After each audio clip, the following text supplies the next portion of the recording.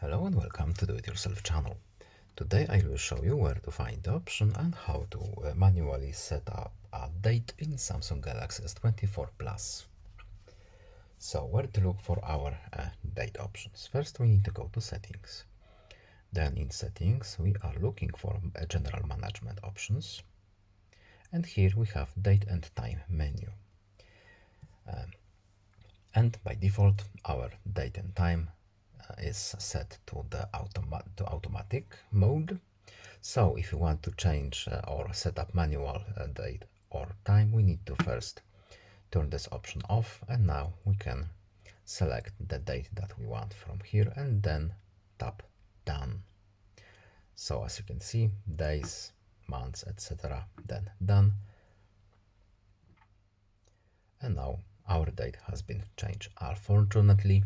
Unfortunately, we do not have separate automatic dates or times. We have the one setting at the top.